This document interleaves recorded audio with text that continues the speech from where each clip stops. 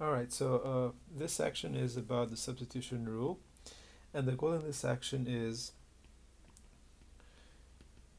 to use this rule to solve definite and indefinite integrals. So use the substitution rule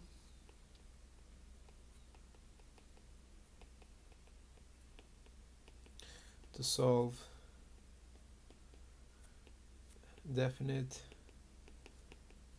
and indefinite integrals.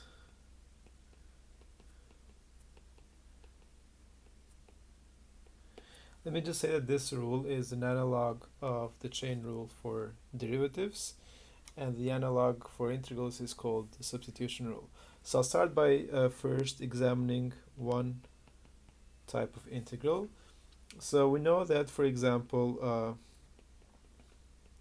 the integral of cosine x dx is equal to sine x plus c. Now the question is, what about something like this? So how about the integral of, let's say, cosine of 7x dx? Now in this case we use the substitution rule, so I'm going to demonstrate this rule in this particular example, but I'm going to say this in general. Okay, so if you want to solve the integral of cosine of 7x dx, we do the following. We call this 7x here u, so basically u is equal to 7x, and we find its differential. So the differential of u is equal to 7x prime dx, which is equal to 7 times dx. And usually what we do with these examples is we isolate dx, so dx is going to be du over 7. Alright, so we're going to use this information now to rewrite our integral, all in terms of u. So here's how you do that. So we have the integral of cosine of, now 7x becomes u,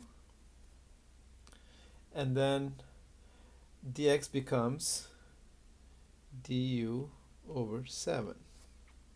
So this is equal to the integral of 1 over 7 cosine u du.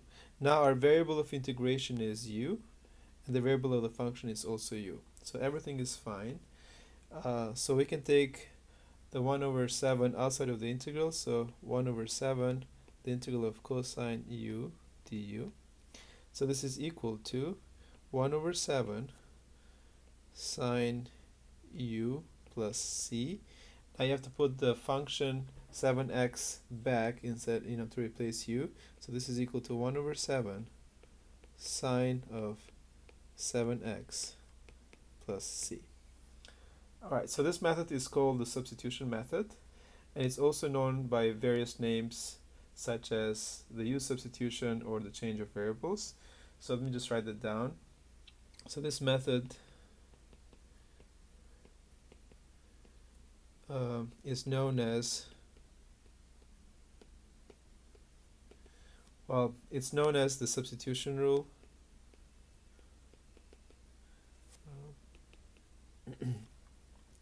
Substitution rule. Some people call it the u substitution.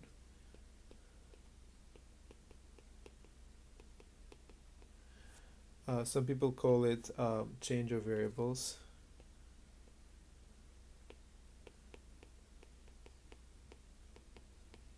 And so on. So, but all of these phrases mean the same thing. And I also want to emphasize that this is an analog of the chain rule for integrals. So this is an analog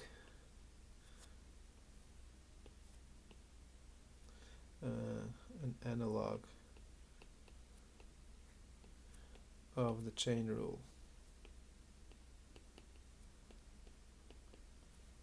Okay, but this is for integrals.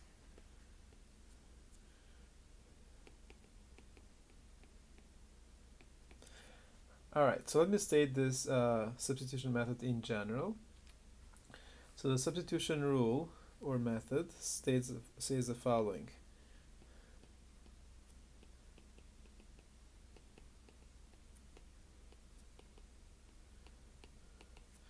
Alright, so this method says that if you're integrating a function f and there is g around in the following way, then here's what happens. So maybe I should make this more precise. So let me just pick f and g.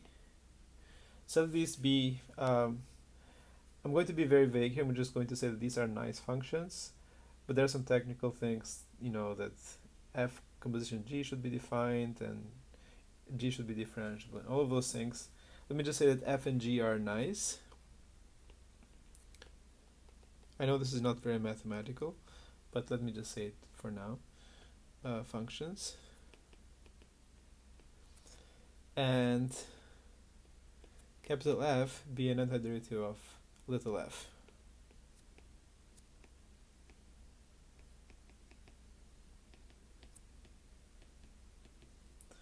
Okay, then here's what happens.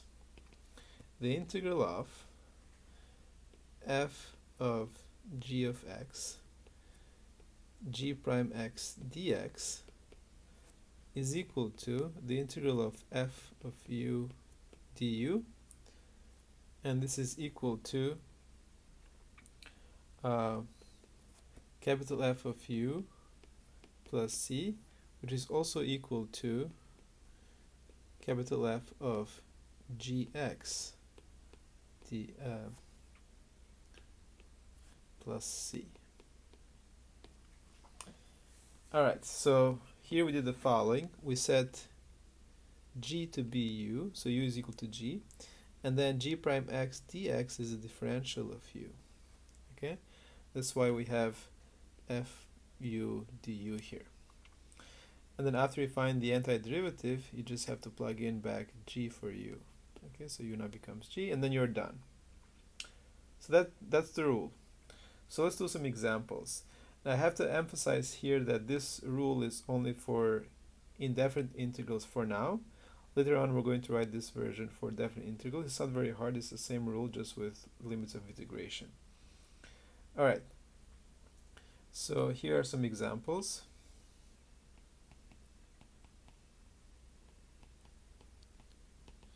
And the question is the same for all of the examples. We have to evaluate the indefinite integrals.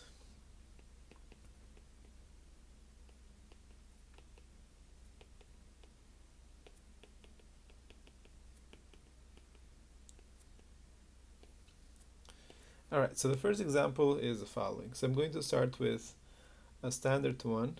So let's take the integral of 3x plus 2 to the power of 15 dx.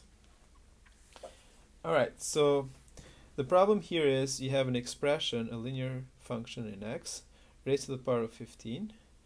If I just had x to the power of 15, then I could just use the power rule. So what I can do here is I can select this function here inside the parentheses to be u, and then I'm going to find du and see what happens. Now in general with these functions, you have to choose the function u, in this case g, to be such a function such that its derivative is somewhere in this expression here. And most of the time there's going to be some constant like 3, the derivative of this expression here is 3.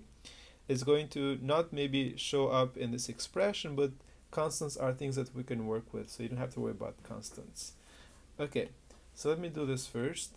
So we're choosing u to be 3x plus 2. And this is the most important step in solving these questions, because once you choose the correct u, the rest is all the same for all functions. Alright. So here's what we're doing now. Give me 1 second. So we have to find the differential du. So du is equal to 3x plus 2 prime dx. So this is equal to 3 dx. Okay. Now what I like to do in general is I like to isolate dx and write dx is equal to something in terms of u and x. So we have that dx is equal to 1 over 3 du. Alright, let's use this information now to rewrite our integral.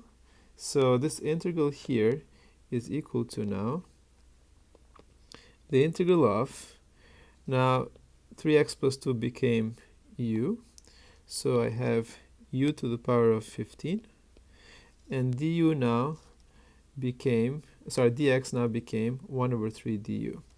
So I have, instead of dx, I have 1 over 3 du. So this is equal to the 1 over 3, the integral of u to the power of 15 du. So using the power rule for integrals, we have 1 over 3 u to the power of 16 over 16, so plus c. And now you have to plug in back the expression for u in terms of x. So this is equal to 1 over 3 times 16 is 48. So let me just say 3 over 48, 1 over 48. Then you have 3x plus 2 to the power of 16 plus c. And that's it, you're done. Now you can always check by finding the derivative of the function that you obtained, and then you have to find this function back. You have to get this back once you find the derivative of your antiderivative. Okay, but that's something you can do in general, not only in this case. Now the next example is the following. Let's do the integral of 5x cosine of 3x squared dx. Now whenever you have a trigonometric function like this, usually the candidate for u is what you have inside cosine. So whenever you have cosine or sine or tangent, whatever is inside here is the candidate for u. So let's choose this to be u. So u is equal to, let me use a blue color here. So u is equal to 3x squared. Then du is equal to 6x dx. So dx is equal to 1 over 6x du. Alright, so now we get the integral of 5x cosine of u, and dx now becomes 1 over 6x du. Now you can cancel the x here and the x here, so this integral is equal to the integral of 5 over 6 cosine u du. So this is equal to 5 over 6, the integral of cosine u du. Okay, so now we can find this integral. So this is equal to 5 over 6. The integral of cosine u is sine u plus c. So finally this is equal to 5 over 6.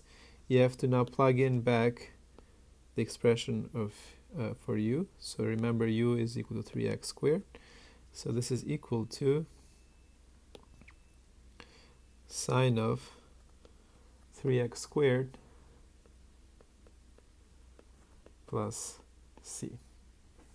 And that's it, you're done here. Okay, let's move on to the next integral. Let's evaluate the integral of x cubed root 1 plus x squared dx. Okay, so here the expression inside the square root, all of it, is the candidate for u. So we're going to call this one u. Let's do that. So this thing inside the square root is u. So u is equal to 1 plus x squared. So du is equal to the differential, so this is 2x dx. Now dx is equal to 1 over 2x du. Okay, so let's use this now and try to rewrite this integral. So this integral is equal to the integral of x cubed. Then you have root u, and dx now becomes 1 over 2x du. Now here we have to be careful because this x cancels only one x here, so you're left with an x squared. But you can write x squared in terms of u using this expression here, because here you can say that x squared is equal to u minus 1. So let me write it down. So from here we can write that x squared is equal to u minus 1. So we can write x squared here in terms of u. Alright, so we get that this is equal to the integral of u minus 1 times root u. Root u is the same as u to the power of 1/2. Then you have 1 over 2. So I'm going to divide, maybe I'll put 1 over 2 outside, du. Okay, so this is equal to 1 over 2, the integral of u times u to the power of 1/2 is u to the power of 3/2 minus u to the power of 1/2 du. Okay, now we just have to use the power rule for integrals. So this is equal to 1 over 2, then u to the power of 3 over 2 plus 1 over 3 over 2 plus 1 minus 1 over 2 times u to the power of 1 over 2 plus 1 over 1 over 2 plus 1 plus the constant c. And now we have to put back the expression for u. So remember, u was 1 plus x squared. So this is equal to 1 over 2, 1 plus x squared. Now remember that after you add these fractions, you have 5 over 2 on top and then 5 over 2 here, minus 1 over 2 times 1 plus x squared to the power of 3 over 2 over 3 over 2 plus c. And you're done. But if you want, you can also cancel this 2 with this 2 and this 2 with this 2 here. And you have 1 over 5 is this coefficient, and then 1 over 3 is the other coefficient. Or you can leave it like that, it doesn't matter. Okay. So if you want, maybe I can just write that out. So, or you can just say 1 over 5, 1 plus x squared to the power of 5 over 2, minus 1 over 3, 1 plus x squared to the power of 3/2 plus c. Maybe that looks nicer. Okay, so that's it about this question. Let's do another one. So let's solve the integral of x squared e to the x cubed dx. So now, just like in the previous cases that I was telling you about, in this case, whenever you have an exponential function, usually the thing in the exponent is the candidate for u. So u is equal to x cubed. Then du is equal to 3x squared dx. So dx is equal to 1 over 3x squared du. Okay, so this x cubed is equal to u. Alright, so let's rewrite this integral. So this is equal to the integral of x squared e to the power of u, and dx now became 1 over 3x squared du. So again, x squared and x squared cancel out. So this looks nice now. So I have 1 over 3, the integral of e to the power of u du. So this is equal to 1 over 3 e to the power of u plus c. And then again, you have to put back the expression for u. So this is the expression for u. So this is equal to 1 over 3 e to the power of x cubed plus c. Okay.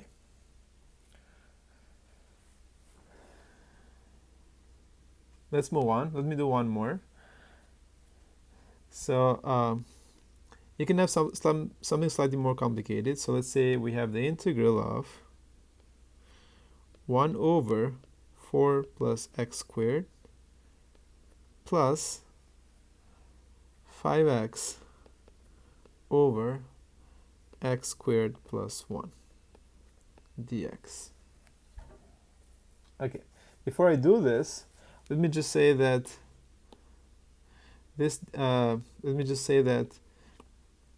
you first have to split this integral into two pieces. So this is the integral of 1 over 4 plus x squared dx plus the integral of 5x over x squared plus 1 dx. Okay, now let's solve both of them separately. So I'm going to rewrite. Before I do this, let me remind you of two things. Okay, so recall that the integral of 1 over 1 plus x squared dx is tangent inverse x plus c, and the integral of 1 over x dx is ln of absolute value of x plus c. And we'll need both of these integrals in this question. So I'm going to, now let me rewrite this here again. So I have the integral of, so the first integral looks a little bit like this, but there is a 4 here and there is a 1 here. Now there is a way to fix that. So I'm going to factor a 4 here, and here's what happens. So 1 over 4 times 1 plus x squared over 4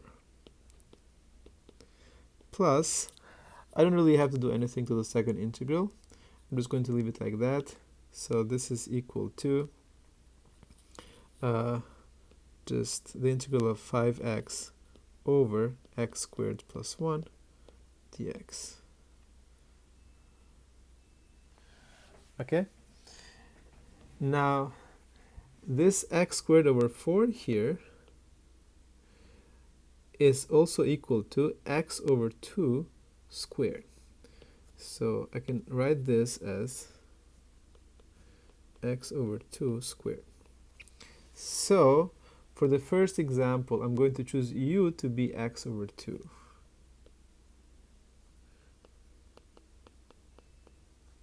Okay? And for the second example, I'm going to choose u. In this case, I'm going to name it v, not to confuse it with u. So I'm going to choose v to be this denominator. So this is equal to x squared plus 1. Okay. So after we do that, from the red part, we have that du is equal to 1 over 2 dx. So dx is equal to 2 du. And then from the second one, we have dv is equal to 2x dx. So dx is equal to 1 over 2x dv. Okay. So now let's solve both questions. So now we have the following. Let me keep it here. So if you rewrite the first integral, you have the integral of 1 over 4. So this 1 and this 4 can be taken out, and you have 1 over 4. So you have 1 over 4, then 1 over 1 plus u squared, okay? And then dx now becomes 2 du, okay? And you can take this 2 now in front of the integral again, so you have 2 over 4.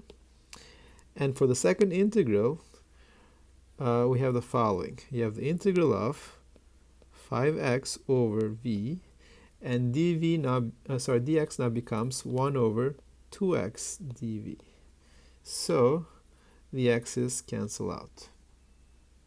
Okay, and then this 5 and this 2 can be taken out as 5 over 2. Okay, let me do that. So we have now that this is equal to 2 over 4, the integral of 1 over 1 plus u squared du, plus 5 over 2, the integral of 1 over v dv. Okay, let me go back to a previous line now here. So remember, I was telling you that the integral of 1 over 1 plus x squared is tangent inverse x. So the integral of 1 over 1 plus u squared should be tangent inverse of u. And then remember, the integral of 1 over x is ln of absolute value of x. So the integral of 1 over v is ln of absolute value of v. So let me write this down.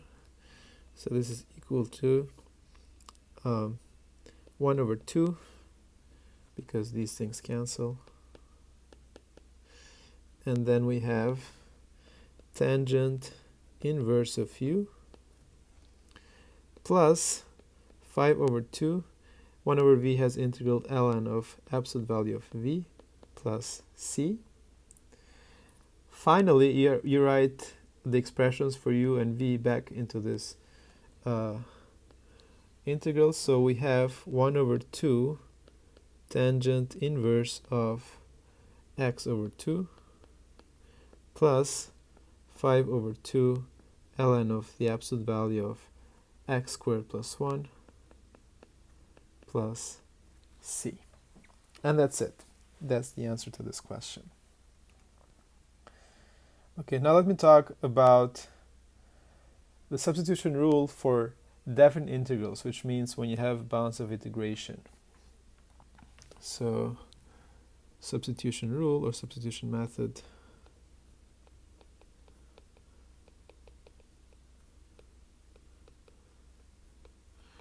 For definite integrals.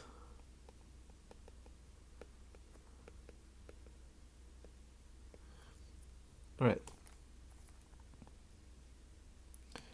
So this is only, I'm going to only write the integral. So this says that the integral from a to b of f of gx g prime x dx is equal to the integral of f of u du. But now, since u is the function gx, the bounds of integration here will be ga and gb. Okay, so maybe I should write this in a different color. Say ga and gb. Okay, so you have to change your limits of integration from a, b to ga, gb. Okay, let me show you an example.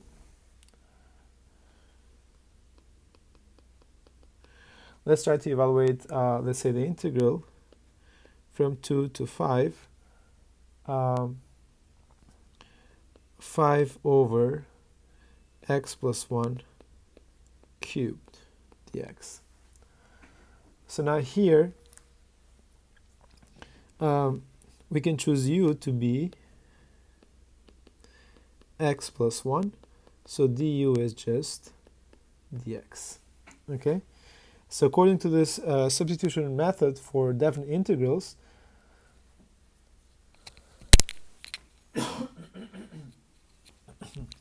excuse me, we can write the following. So this is equal to the integral of 5 over u cubed du, and now for the bounds of integration we should have u of 2 and u of 5. So this is the same as saying the integral,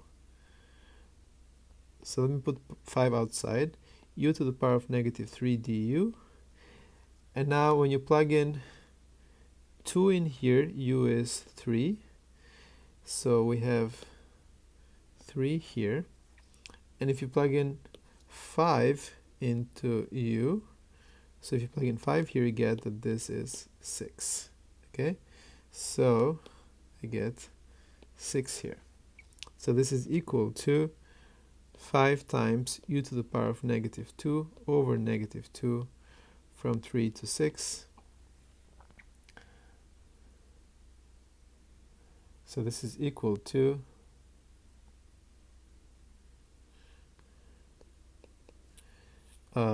negative 5 over 2 times 6 to the negative 2 minus 3 to the negative 2. So this is negative 5 over 2 times 1 over 36 minus 1 over 9. And that's it. So in this case, what we did is, after we found the antiderivative, we didn't really need u to be in terms of x anymore, because we've changed the bounds of integration, the limits of integration, from 2, 5 to 3 and 6. Okay, let me show you one more example. Let's find the integral from 1 to e squared of ln x over x dx. Now in this case, the candidate for u is ln x, since its derivative 1 over x is also in this expression. See 1 over x here. Because of this x. So I'm going to choose u to be ln x. So du is equal to 1 over x dx. Or if you want, you can say dx is equal to x du. Alright, so now you can rewrite the integral as the integral of, now ln x is u over x, dx is now x times du. So x and x cancel. And now for the bounds of integration, we should have ln of 1 and ln of e squared. So let me first write u1 and ue squared. So this is the same now as the integral of ln, from ln1 to ln of e squared of u du. So this is the integral from 0 to 2 of u du. Okay, so this is equal to u squared over 2 from 0 to 2. If you plug in 0, you get 0. So the answer is 4 over 2, which is 2. All right. So that's it about section 5.5. I'll see you in the next section. Actually, this is the end of the chapter, so I'll see you in the next chapter. Bye.